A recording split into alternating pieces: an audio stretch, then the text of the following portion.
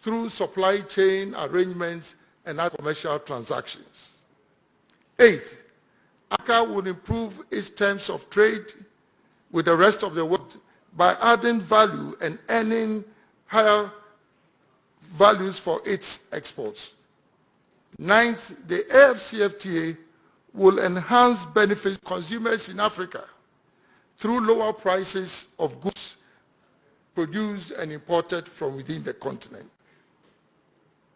And 10th, and last but not least, it will significantly increase employment opportunities, particularly for the youth and other vulnerable groups. Excellencies, distinguished invited guests, whilst acknowledging these benefits gained from AfTA, it is worth noting that these benefits will not accrue automatically to member states. It will require each member state to develop a national program of action in order to harness the benefits of AfTA. Such programs must be streamed into national development programs. In addition, the effective implementation of AfTA will require sustained political will and commitment from the highest level of executive authority in each country in respect of providing adequate budgetary resources to support the growth development of priority sectors, as well as creating the appropriate incentive and regulatory framework to attract investments from the private sector, domestic and foreign. At the national, regional and continental levels, the need to develop modern trade-related infrastructure, including multimodal transport infrastructure to improve connectivity, cannot be overemphasized. There will also be the need to diversify our economies and produce more value-added products. Challenges posed by non-tariff barriers and technical barriers to trade, including but not limited to standards, customs clearance processes, procedures, and issues relating to rules of origin would all have to be addressed substantively. Distinguished invited guests, ladies and gentlemen, I'm confident that together we can address these challenges. But in doing so, a lot will depend on the efficiency and effectiveness of the work that will be undertaken in this building that we are about to commission. In the event, we have come too far on this journey that there's no turning back. Our fate as a continent depends on the faith that we have in ourselves as Africans. Let us not be haunted by the fear of failure, of embarking on this project, but rather be inspired by the challenge and the prospect of success in realizing our vision of a single united market for Africa. Long live African Union, long live the African Continental Free Trade Area. I thank you for your attention.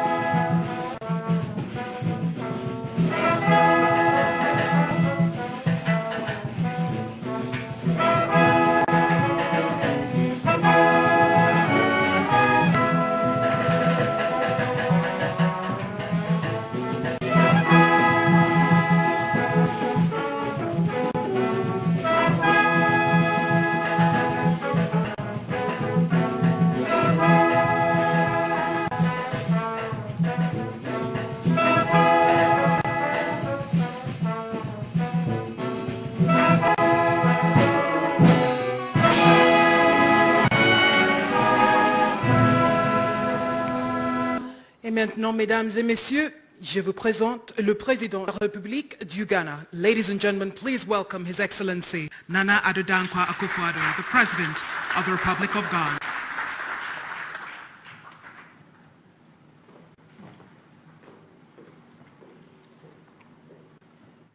Eminent clergy, Chief Justice, the first President of the Fourth Republic, His Excellency Jerry John Rawlings, Chairperson of the Council of State, Chairperson of the African Union Commission, Secretary General of the Secretariat of the African Continental Free Trade Area, Chief of Staff at the Office of the President, officials of the Presidency, Senior Minister, Minister for Foreign Affairs and Regional Integration, Minister for Trade and Industry, Ministers and Deputy Ministers of State, Members of Parliament, Dean and members of the Diplomatic Corps, traditional rulers, fellow Ghanaians and fellow Africans, ladies and gentlemen.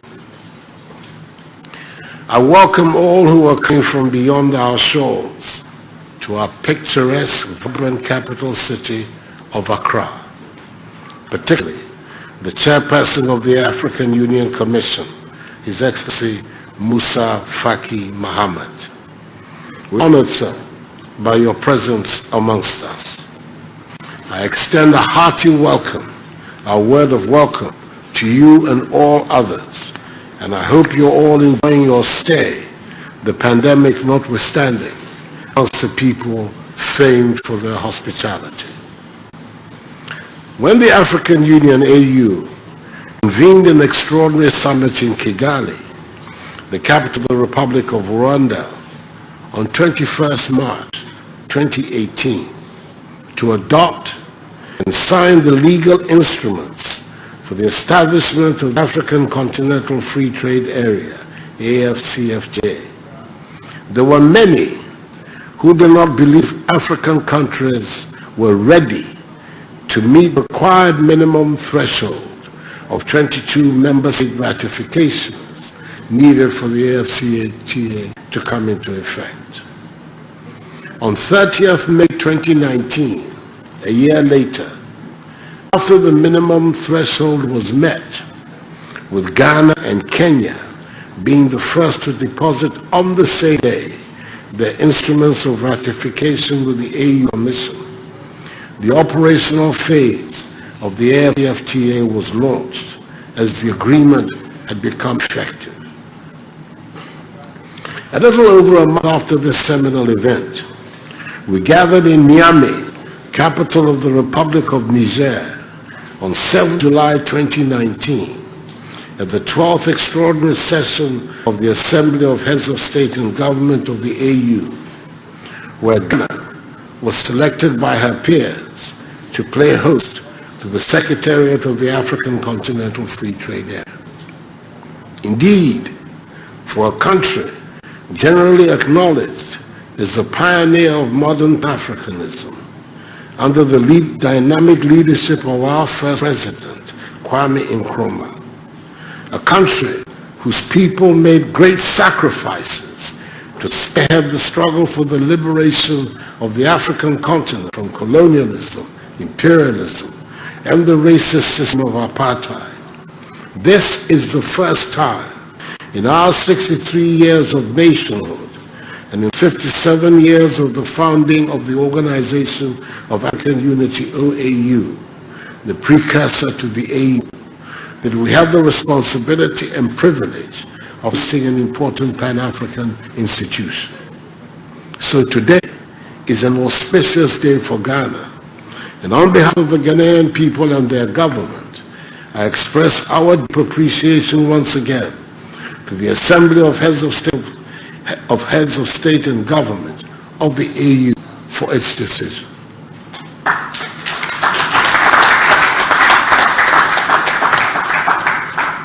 I thank also my fellow Ghanaians, the first President of Ghana's Fourth Republic, His Excellency Jerry John Rawlings, the second President of the Fourth Republic, His Excellency John Agyekum Kufuor, former First Lady, Her Excellency Nana Konadu Agyeman Rawlings, Asantehene Utufo Usetutu II, the Minister for Trade and Industry, Alan Chemating, brilliantly led Ghana's efforts, and other officials of government for the diverse roles they played in helping to promote Ghana's successful bid.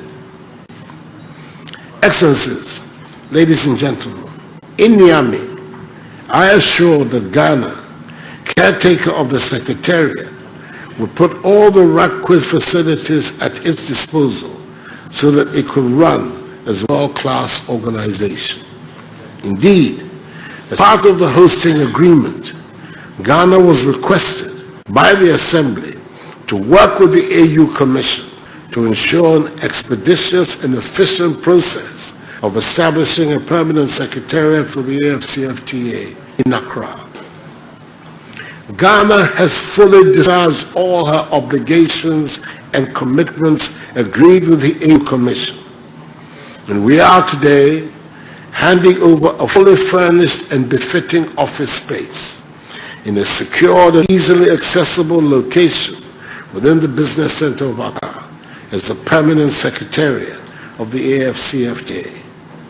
We have provided also an appropriate furnished residential accommodation as the offshore residence of the Secretary General of the AfCFTA.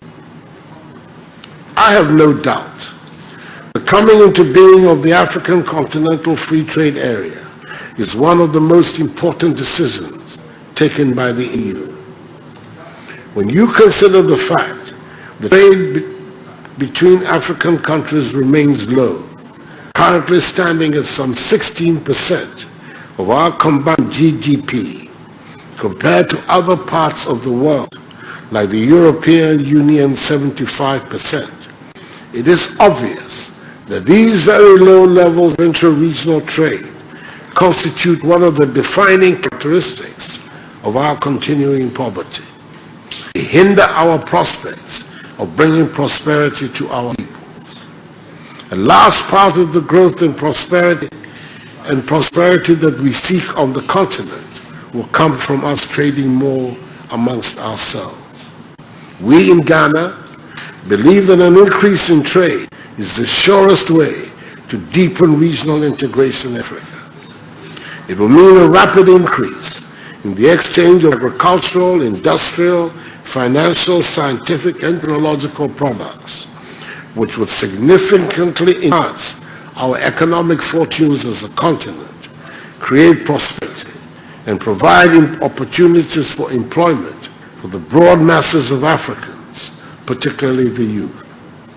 The economic integration of Africa will lay a strong foundation for an Africa beyond aid. It is for this reason that I have continued in the footsteps of my predecessors, fighting for the cause of African unity. An effective implementation of the AfCFTA will dispel the notion that the AU is not capable of executing its own decisions. Africa's new sense of urgency and aspiration of true self-reliance will be amply demonstrated by today's ceremony.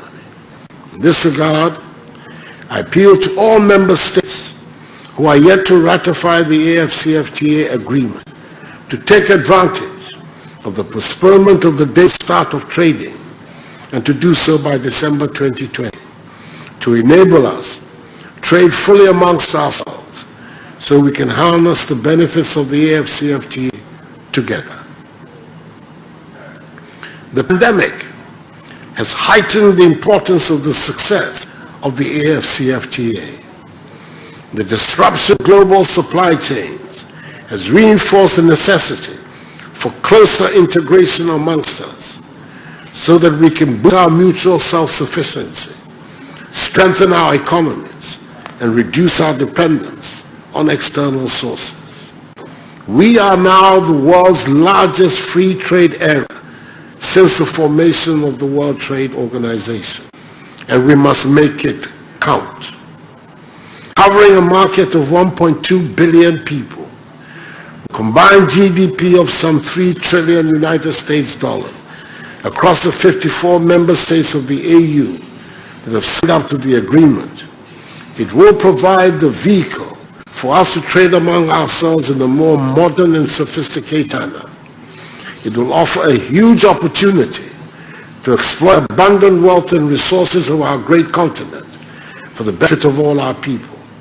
And it will give us protection in how to deal with other trading blocs.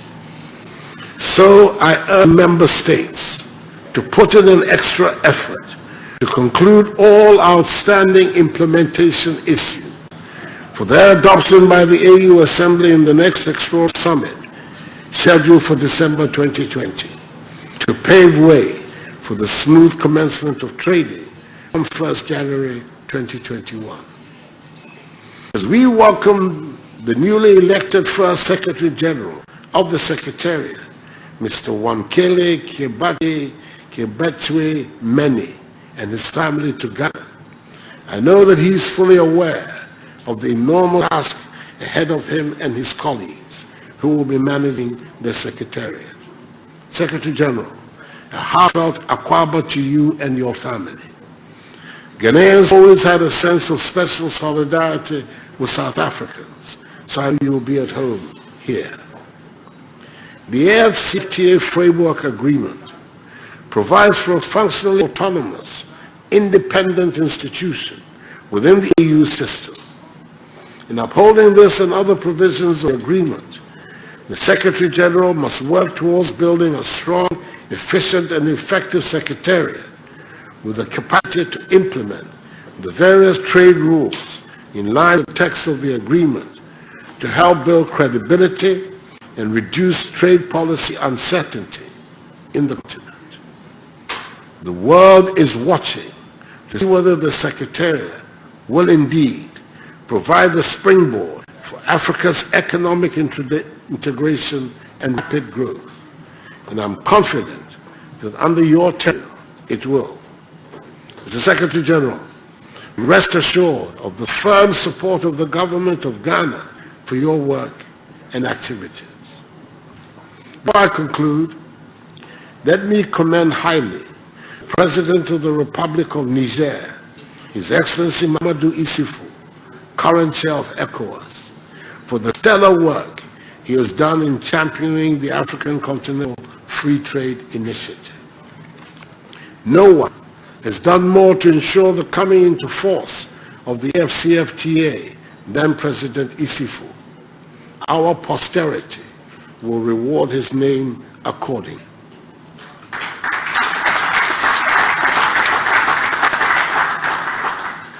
To His Excellency Musa Faki Mahamat, Chairperson of the AU Commission, Deputy Chairperson, Ambassador Kwesi Kwote, the Commissioners, and the entire staff of the AU Commission, say well done for your hard work in supporting the process leading to this historic day.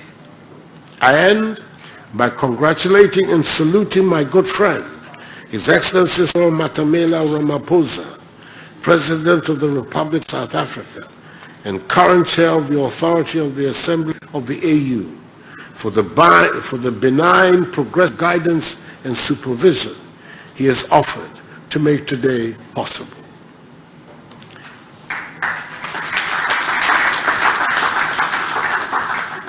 Accordingly, ladies and gentlemen, your excellencies, I have the greatest pleasure formally to commission and hand over the office of the AfCFTA Secretariat to the African Union Commission.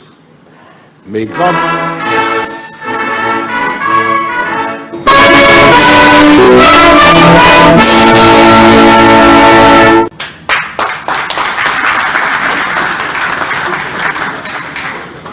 May God bless Mother Africa and us and make her great and strong. I thank you for your attention. Thank you very much, Mr. President. And now may I request that you remain on stage, Mr. President, and may I ask that you be joined by the Chairperson of the African Union Commission, Excellency Musa Faki, for the official commissioning and handover of the AfCFTA Secretariat. Ladies and gentlemen, Mr. President will hand over, first of all, a scroll to Excellency Musa Faki.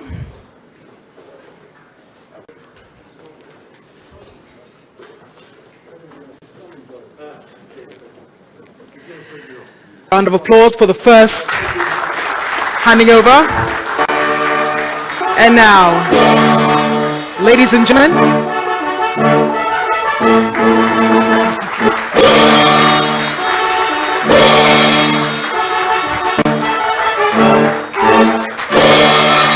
and when the possession of His Excellency Moussa Faki, Chairperson of the African Union Mission, is the key to the AfCFTA Secretariat, the symbolic key, if I may put it that way. Ladies and gentlemen, may I now allow His Excellency Moussa Faki, Chairperson of the African Union Commission, to share a few words.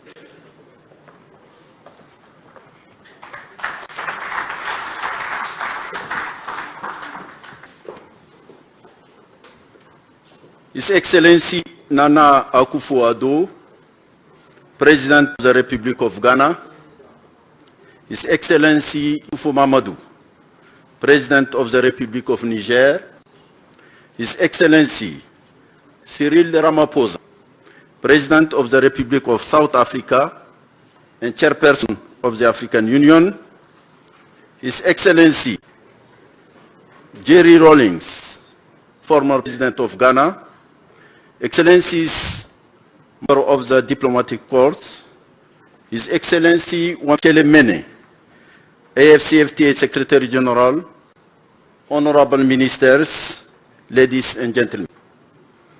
I am honored to be here to witness the handover of the headquarters of the AfCFTA Secretariat by the Republic of Ghana to the African Union. I wish to thank President Nana Akufo-Addo for the warm welcome and gracious hospitality accorded to me during my visit.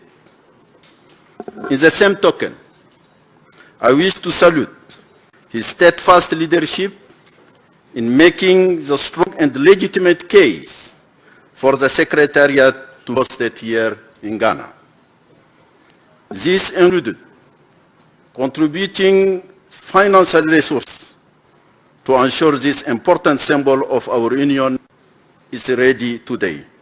Thank you, Your Excellency.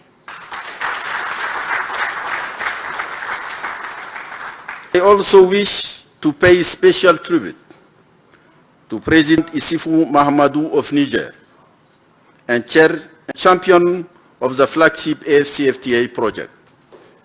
His strong and sustained advocacy oversaw the fastest ratification and entry in force of an AU instrument, second only to that of the AU Constitutive Act. Merci, Monsieur le Président. We are also here today thanks to the unfailing support and leadership of President Ramaphosa, our chair, who has made the operationalization of AfCFTA a priority during his tenure.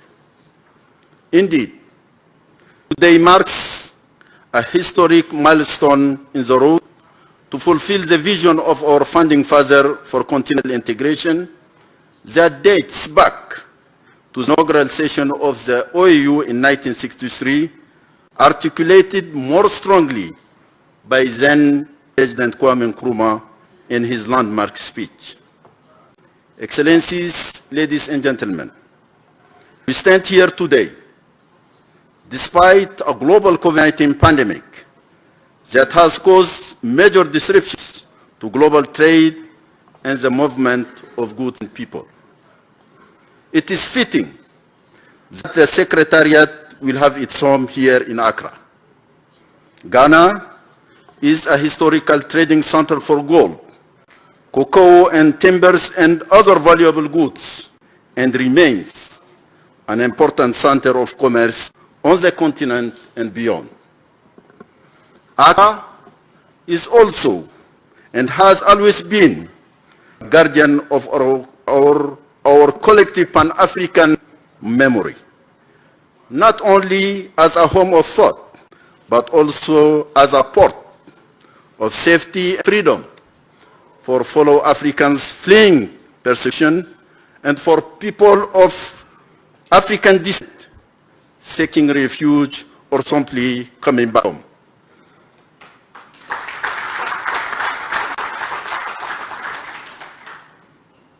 Madame, you're coming from United States, you're an African American.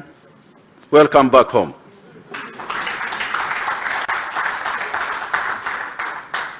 While the operation of the Secretariat was postponed due to the COVID-19 pandemic, the same pandemic has also magnified the need for speed to accelerate economic integration on the continent.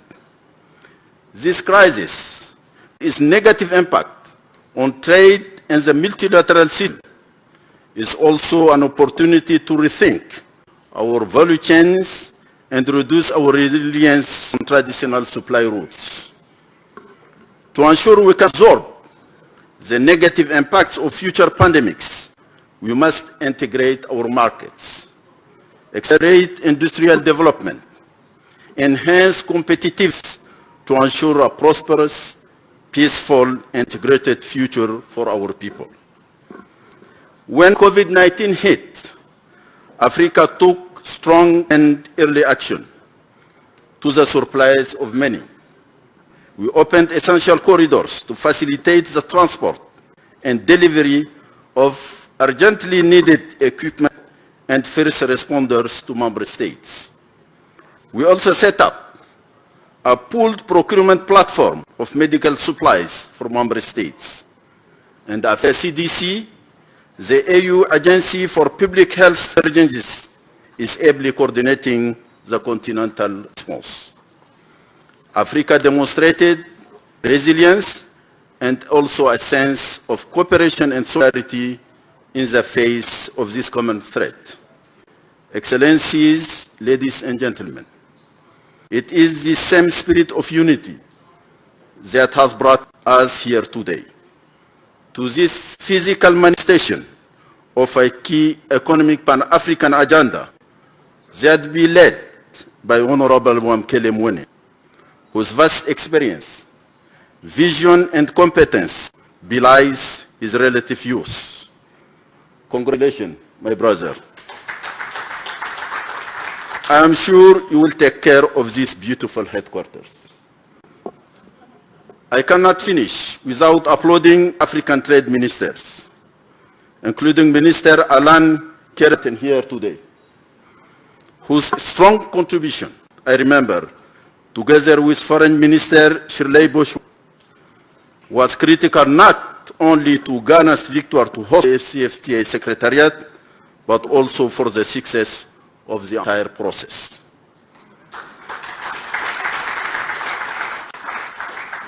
I can also not forget the EU Commissioner of Trade, Albert Muchanga, who together with his team and their hard work brought us to this historic milestone. Let me now conclude with the words of Kwame Nkrumah, and I quote, "The task ahead is great indeed. Heavy is responsibility, and yet it is a noble and glorious challenge. A challenge which calls for the courage to believe, the courage to dare, the courage to do, the courage to fight, the courage to achieve." I thank you for your attention.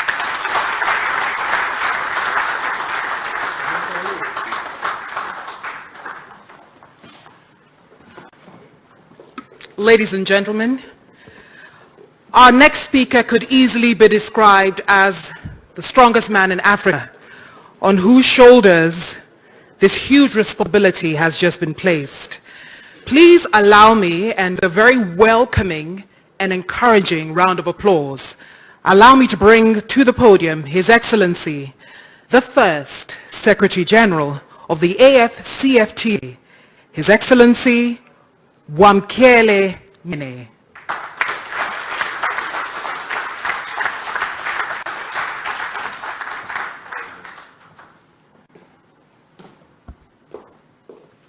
Thank you very much, Program Director. His Excellency President Akufo-Addo, the President of the Republic of Ghana,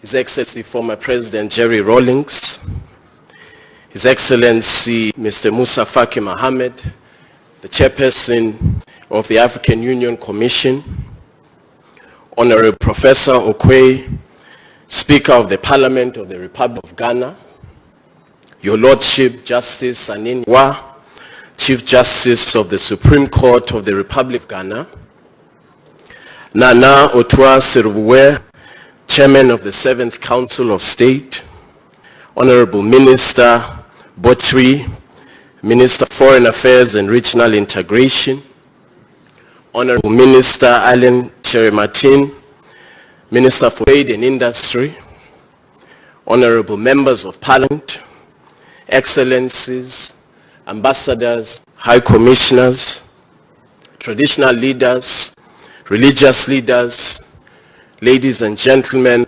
comrades and friends. On this occasion of the formal commissioning and handing over of the AfCFTA Secretariat, let me express my deep humility for having been elected by the 33rd Ordinary Session of the Assembly of Heads of States and Government of the African Union to the position of the first Secretary General of the AfCFTA Secretariat. Mission to be at the service of Africa, a mission which I will undertake with resolute determination. Since the end of colonialism, the Republic of Ghana has been at the forefront of advancing efforts for the integration of Africa. Ghana's contribution to Pan-Africanism ensured that Pan-Africanism has a sound intellectual and philosophical basis. It is therefore natural that as we take the significant step towards the integration of the market in Africa, that the AfCFTA Secretariat is in Accra, Ghana, and that Ghana continues to be at the vanguard of integration in Africa. On behalf of all Africans, Your Excellency, Mr. President, I thank the people of Ghana, I thank the government of Ghana for providing world-class facilities that will enable Africa to progress towards the historic mission of achieving an integrated Africa.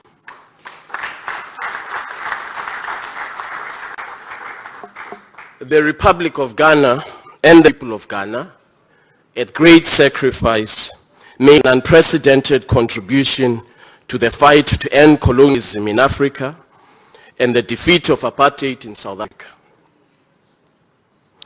I was born and raised in apartheid during a period when the depraved apartheid regime was at its brutality.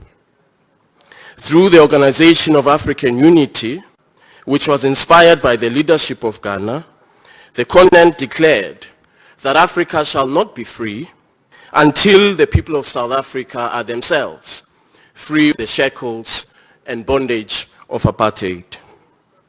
The fact that a South African who was born and raised under apartheid is able to stand before you today, mandated by the Assembly of Heads of States, to advance the imperatives of Pan-Africanism, truly is a remarkable testament to Ghana's long-held principle that Africa shall not be free until people of South Africa are free from the shackles and bondage of apartheid. Your Excellencies, ladies and gentlemen, since the negotiations were launched in Johannesburg in 2015, remarkable progress has been achieved, largely because of the political will and commitment of the Assembly of Heads of States and Government of the African Union to ensure that Africa takes concrete steps towards the creation of an integrated market. In this regard, I wish to join His Excellency the President of the Republic and His Excellency the Chairperson of the Commission to pay tribute to the President of the Republic of Niger, His Excellency President Mamadou Issoufou, the champion and leader of the AfCFTA, for his for his unwavering and dedicated leadership of the AfCFTA negotiations. Under his leadership and guidance as a champion of the AfCFTA, Africa confounded critics. 54 countries have signed the agreement. 28 countries have ratified it, making it one of the fastest ratifications in the history of the African Union.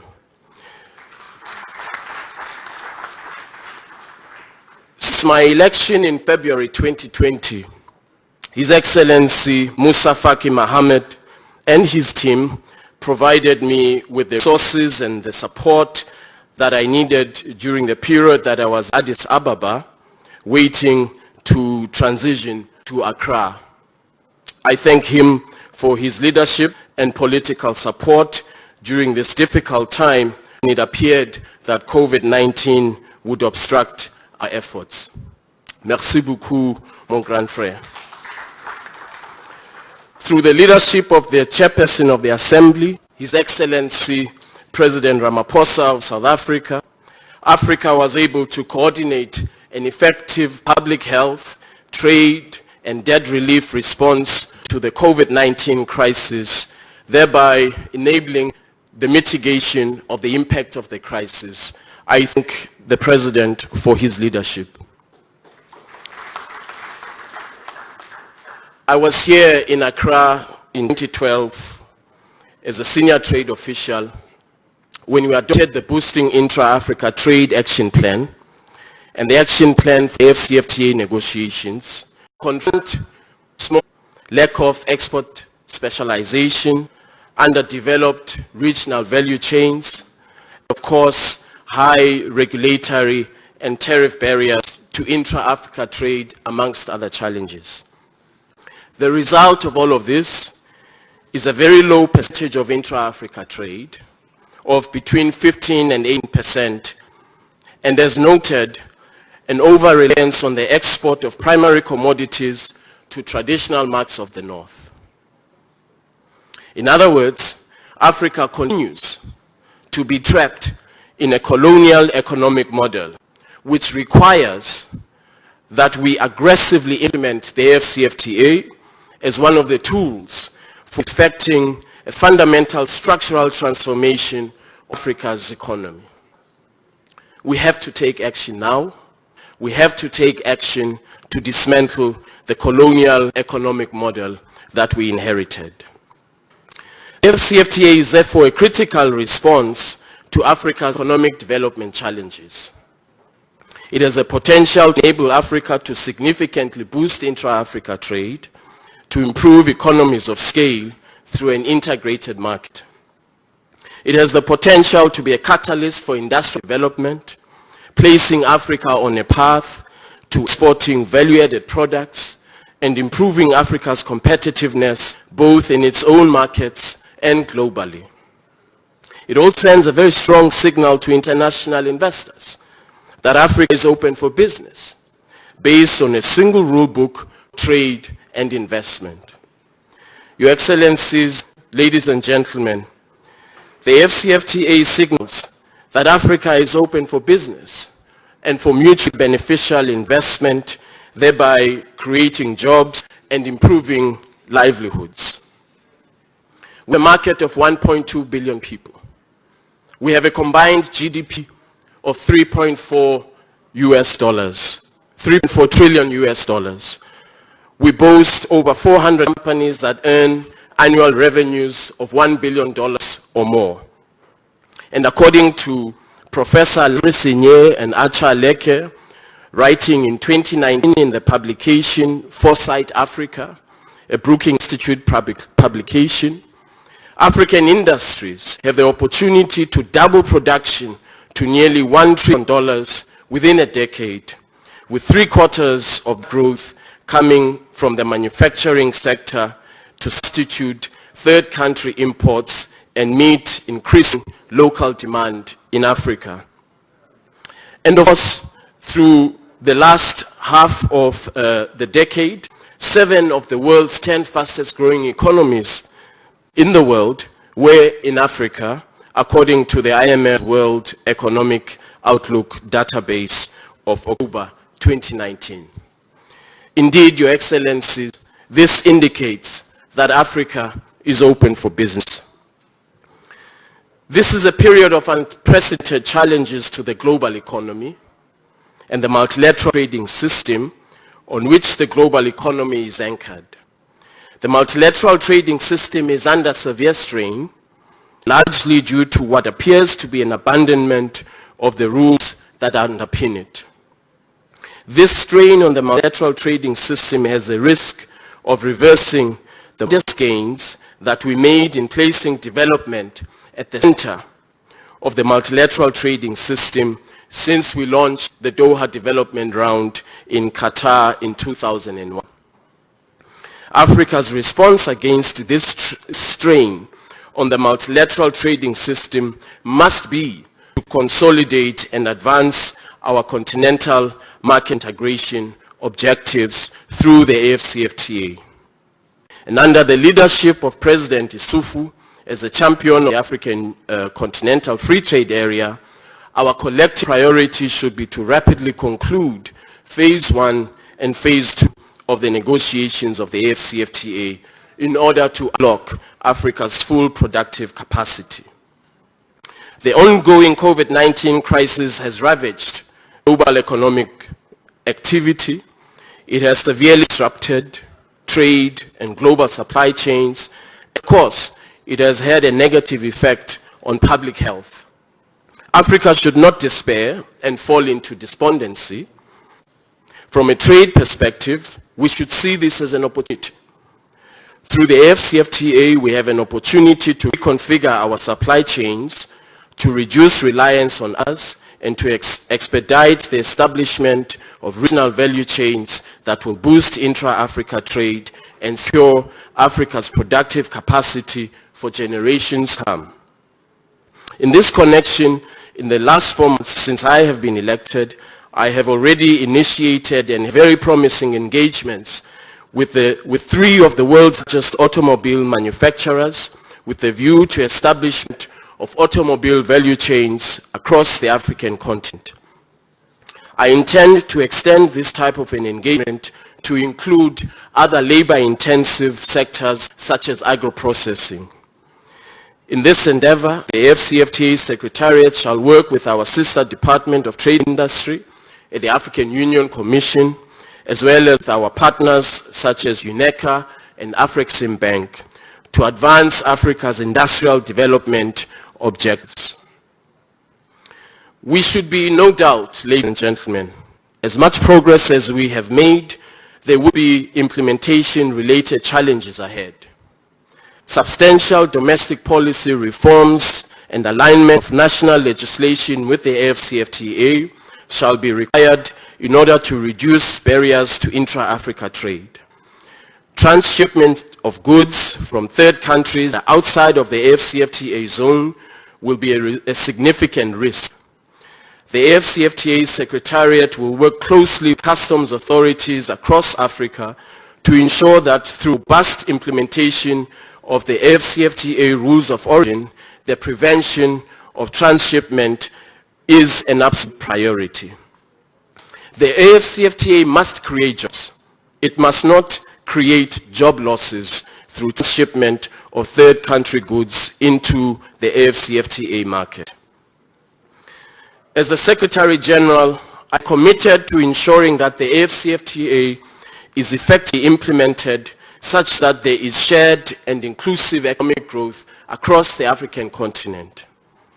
The clash against trade, free trade, and trade liberalization that we witnessed in recent years is not because trade liberalization is intrinsically beneficial exclusively to a certain elite or to certain countries. Rather, the backlash is in part attributable to the unequal distribution of the benefits of international trade and the lack of shared and inclusive growth. The lesson, therefore, for the AfCFTA from this backlash against trade liberalization and the pursuit of free trade is that beyond boosting trade flows, the question of equitable distribution of the gains of the AfCFTA must be at the center of its implementation. If the AfCFTA is perceived to benefit only a handful of relatively industrialized countries in Africa and a handful of African multinational corporations, it shall be rejected by Africans, and deservedly so. In this regard, we should recall that the empowerment of women, young Africans, and other disadvantaged segments of our society is a central objective of Agenda 2063, the Africa we want. We know from empirical evidence that women, young Africans, small medium enterprises confront significant challenges when attempting to benefit from trade agreements. I therefore intend to take concrete steps to ensure that women and young Africans are at the center, at the heart of implementation and of the benefits of the AfCFTA. The AfCFTA must create opportunities for women in trade, amongst others, by lowering the gender wage gap. Young Africans who are at the cutting edge of technological innovation for digital trade and e-commerce must also be at the heart of implementation of the AfCFTA. Ladies and gentlemen, Your Excellencies, as I conclude, let me observe that 2020 is the year of silencing the guns, providing an opportunity to focus on fast-tracking Africa's economic development objectives. Successful implementation of the AfCFTA shall consolidate the gains that were seen in Agenda 2063, the Africa we want, and indeed take us a step closer to the Africa we want. During this time of COVID-19, whilst many countries are able to provide billions of dollars worth of stimulus packages to re-inject growth and economic activity, very few African countries have the fiscal, policy, and monetary policy space to provide similar stimulus packages. Therefore, aggressively implementing the AfCFTA has the potential to be Africa's economic recovery tool. Boosting intra-Africa trade has the potential to contribute to Africa's recovery year on year from 2021 onwards. Africa has confounded critics. Many doubted that we would be able to achieve the progress that we rendered. Standing on the shoulders of the great liberation struggle heroes of our time, we did not fail in this historic mission to integrate Africa. I thank you.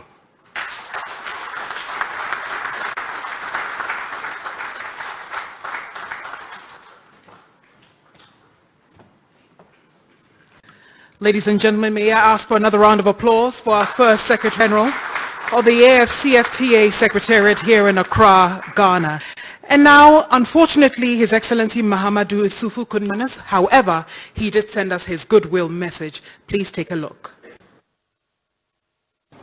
Excellence, Monsieur Nana Akufo-Addo, Président de la République du Ghana, Monsieur Moussa Faki Mahamat, Président de la Commission de l'Union africaine, Monsieur le Secrétaire exécutif de la zone de libre-échange continentale africaine, Mesdames et Messieurs, le processus de mise en œuvre de l'accord instituant la zone de libre-échange continentale africaine va franchir aujourd'hui une nouvelle étape, celle de l'installation définitive du secrétaire exécutif de cette institution dans ses propres cours.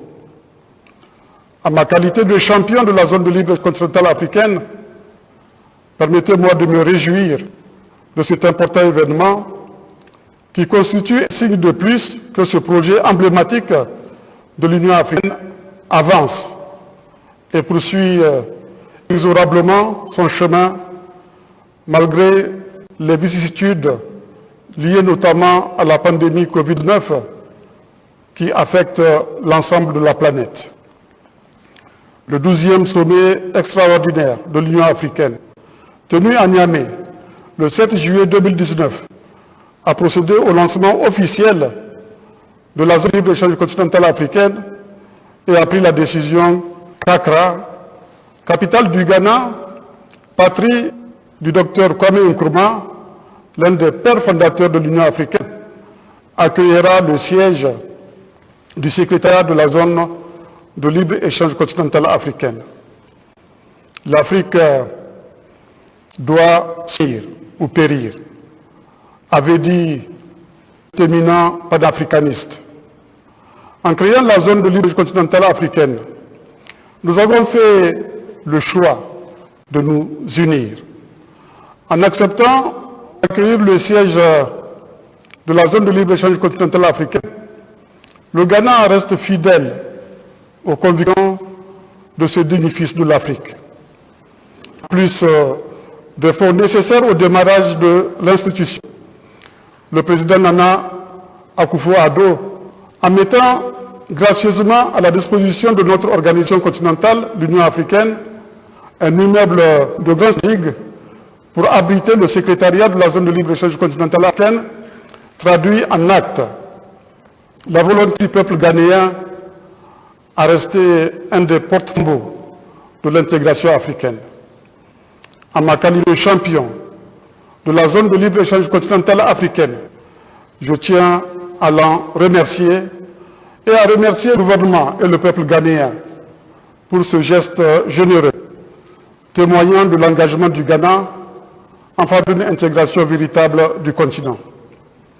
Mesdames et Messieurs, notre continent dispose d'un actif démographique croissant.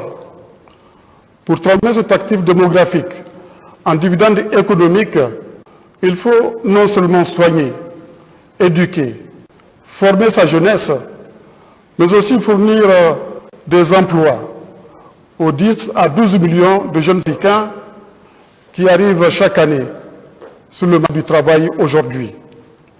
Seule la mise en œuvre de l'agenda 2063 et de ses plans et programmes peut nous permettre d'y parvenir. La zone de libre-échange continentale africaine est un outil formidable à cette fin. Elle n'est pas un programme isolé. Elle forme, avec notre plan et programme de l'Union africaine, un tout cohérent dans la perspective de renforcer l'intégration régionale et atteindre les objectifs de l'agenda 2063. Sans infrastructures routières, ferroviaires, aéroportuaires, portuaires et de télécommunications, objet du plan de développement des infrastructures de l'Union africaine, la zone de libre-échange continental africain sera une coquille vide. Il en sera de... And it will be the same without the implementation of other plans pertaining to industry, agriculture, and mining, and so on. Especially the industrialization of our continent will enable us to put an end to the status of simple reservoirs of materials which belong to the colonial past. Our people want a dynamic and integrated area where their products and services would move free. We made this promise and we gave this hope by signing the agreement establishing the CFTA 23rd March 2019 in Kigali and got it ratified by the minimum of 22 in 30th May 2019. That is within 1 year, which is unprecedented in the history of our continental organization. We made this promise and we gave this hope by launching the process of operationalization of the CFTA the 7th of July 2019 in Niamey, and today for the takeoff of the answer. Unfortunately, COVID-19 has disturbed our plans. However, we need to adapt and speed up, fast track the efforts in order to meet the promises we made to our people. And I would like to seize the opportunity to ask all the stakeholders of the CFTA to pool their efforts and resources and energies so that the objectives that we have set ourselves will be achieved, particularly the finalization of the issues of the removal of tariffs and as well as issues pertaining to rules of origin. To this end, I am pleased that the Afro champions made a proposal to provide logistic and technological support to ensure that the activities pertaining to CFTA through the virtual platforms.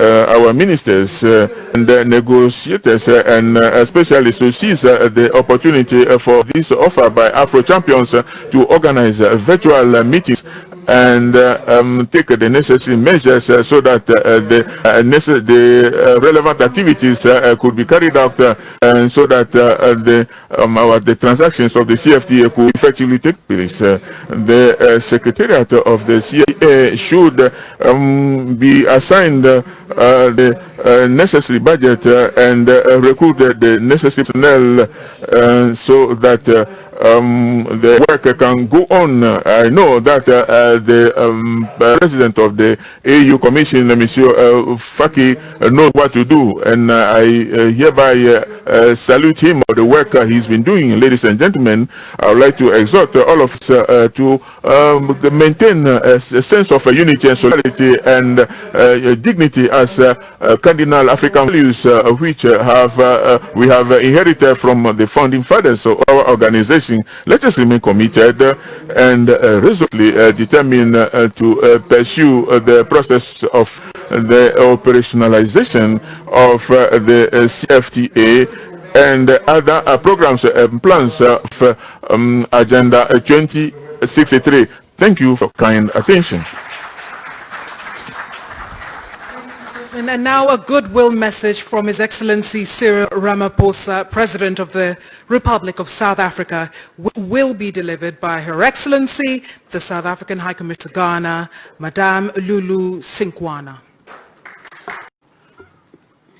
AU champion of the AfCFTA, Mr. Musa Faki, Chairperson of the African Union Commission, Mr. Wamkele Mene, Secretary General of the AfCFTA, Honorable Ministers, Members of Parliament, Ambassadors, and members of the Diplomatic Corps, led by our Dean here, Nananu Name, distinguished guests, Mr. President, I respectfully stand to deliver a statement on behalf of the African Union Chair, His Excellency, Mr. Matamela Cyril Ramaphosa, the President of South Africa.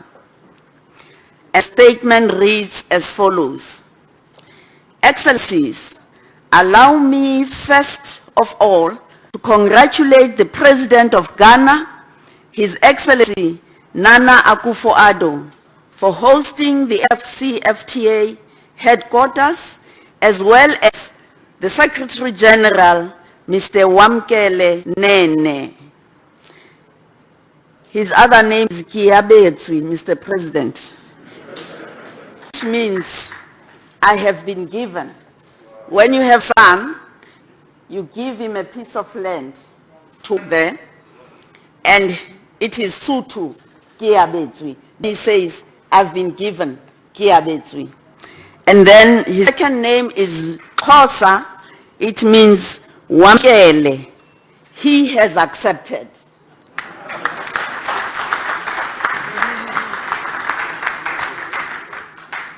We also welcome our Makoti, which means bride in my language.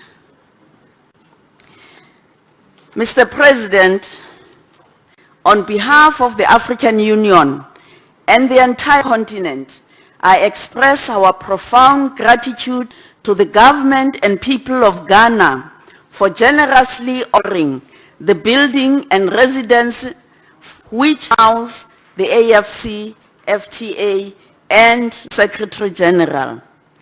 This day indeed is historic and a strong affirmation of the vision of an integrated Africa, which was envisioned by the founding fathers of the OAU, led by, of course, among others, Dr. Kwame Nkrumah, 57 years ago. It is a fitting tribute that the AfCFTA headquarters are housed here in Ghana, the capital of Pan-Africanism, in fact, where the first country to be liberated was in Africa, was Ghana. Therefore, it is fitting that the headquarters of the AfCFTA are being housed here in Accra.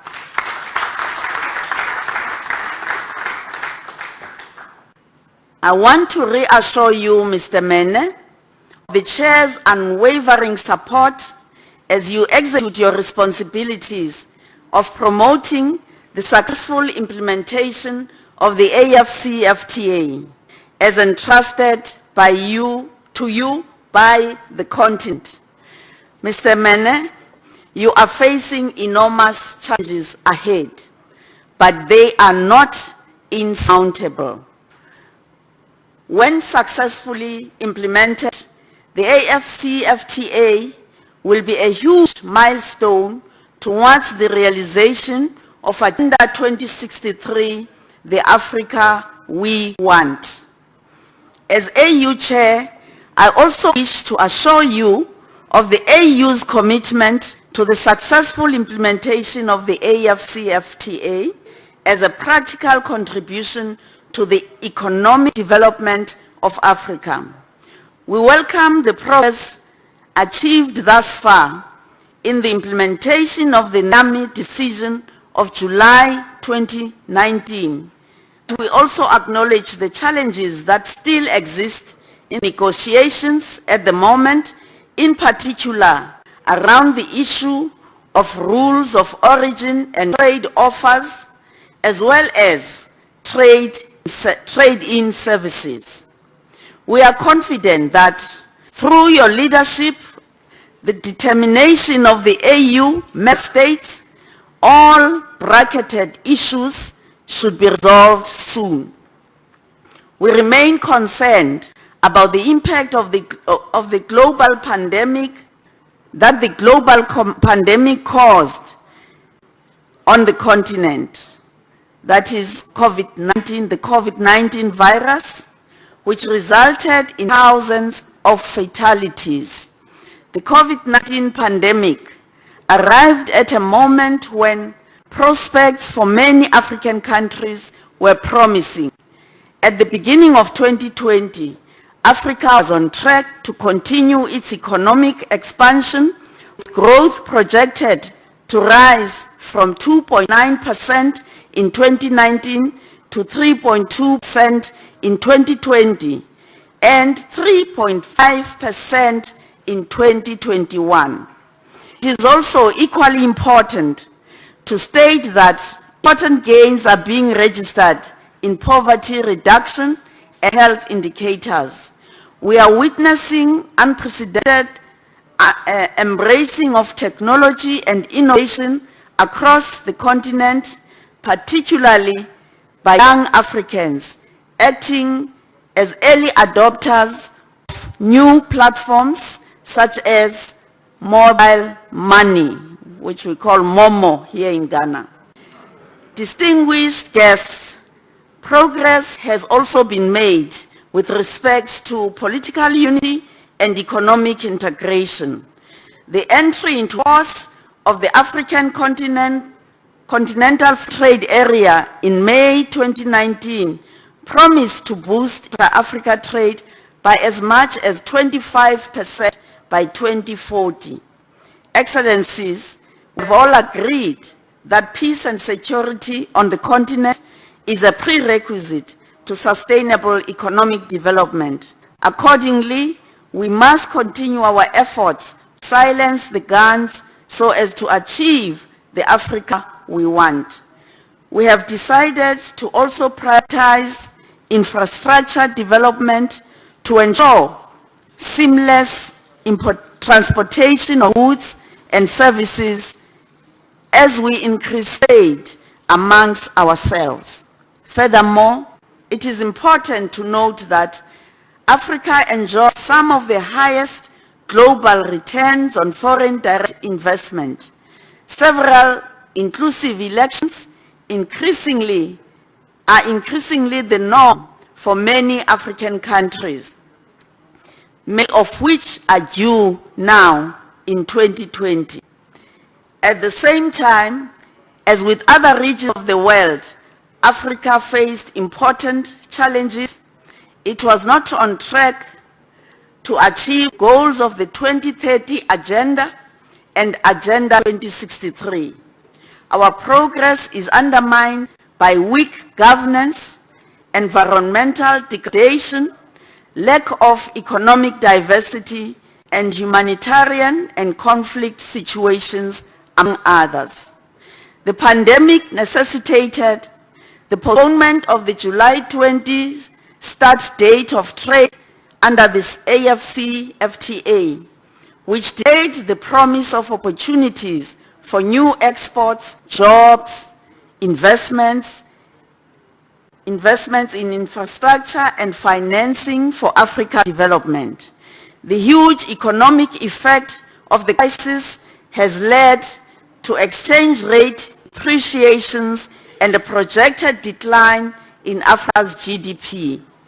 The UN Economic Commission for Africa envisages a -2.6% contraction in terms of economic growth in Africa, depriving 19 million people of their livelihoods and pushing 29 million people into poverty. I wish to also state that government revenues in Africa are estimated to drop in 2020 by $45 billion from the pre-COVID forecast. This depreciation will further compound African countries' high levels of debt, which have increased to roughly $40 billion annually, driven higher by the depreciation of many African currencies in 2020. In 2020, African debt is expected to increase by about 4.4 percentage points of GDP and is thus likely to trigger a debt crisis and potentially a default by some countries. This pandemic has further exposed the entrenched inequalities between men and women and the plight of women and girls with regard to gender-based violence, particularly domestic violence. Education, economic empowerment, and financial inclusion of women and girls in Africa must be a priority to address these inequalities. Therefore, there is no time to delay the right and access of women to contribute and meaningfully participate in decision-making and policy development to ensure gender-responsive approach that is appropriately budgeted for in programs targeting the development of women and girls so that no one is left behind. Decades of progress to raise living standards and reduce poverty have now been replaced by increasing insecurity and inequality during this pandemic. The pandemic is a health, economic, and environmental problem. Its impact on the health of the population, economic activity, and social development are all interlinked, requiring us to have a comprehensive approach of inclusive and sustainable development. It is regrettable that COVID-19 has had huge implications on the upcoming extraordinary summit of the AfCFTA, which was originally scheduled to be held in South Africa in May 2020 and had to be postponed to the 5th of December 2020. And also the start of trading under the AfCFTA has also been moved from July 2020 to January 2021. However, Africa is a resolute continent. Today bears testament to our tenacity to rise in the face of adversity. Together, we will emerge stronger in a post-COVID-19 era to usher in prosperity and development on the African continent. The road to economic recovery may be long and pose many challenges, but we are ready to tackle and overcome any adversity when we act together. Excellencies, allow me once again to take this opportunity to wish you, Mr. Mne, all the best in your new role and assure you of the continent's confidence in your stewardship.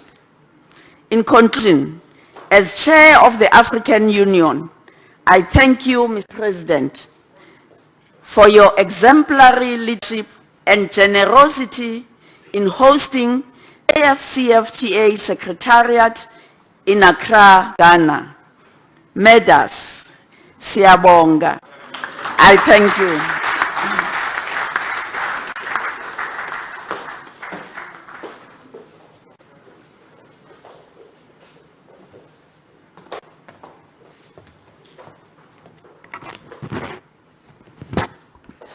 Thank you very much. Ladies and gentlemen, in accordance with the strict social distancing rule, please allow us to proceed with the second part of this morning's program with only a select few, but we have made arrangements so that you can watch all the activities after this on both screens in this room.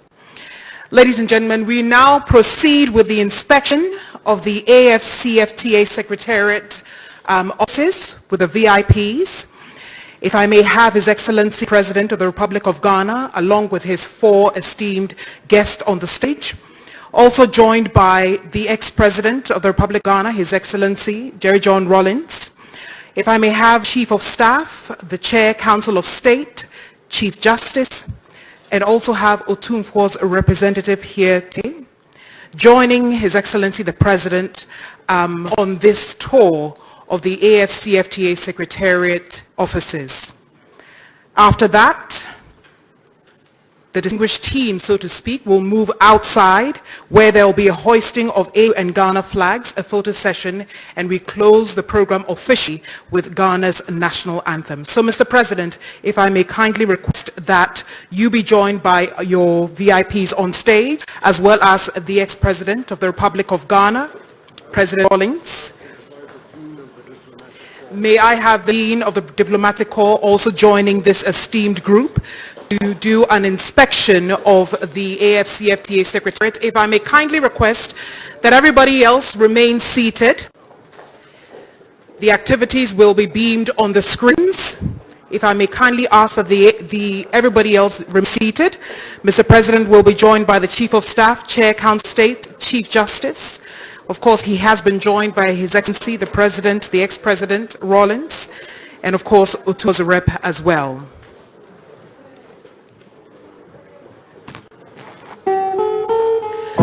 Ladies and gentlemen, if you may kindly take your seats, may I ask that our honorable ministers,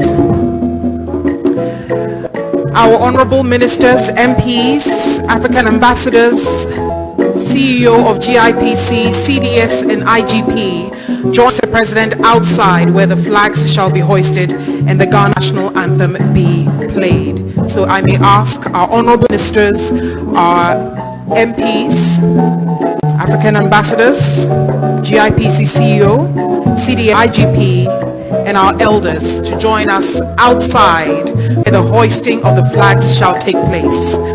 If I may request that everybody else remain seated as we acknowledge the safety protocols of COVID-19. The activity shall be beamed on the screen and you may be able to interact or join us through that. Thank you so much for your cooperation.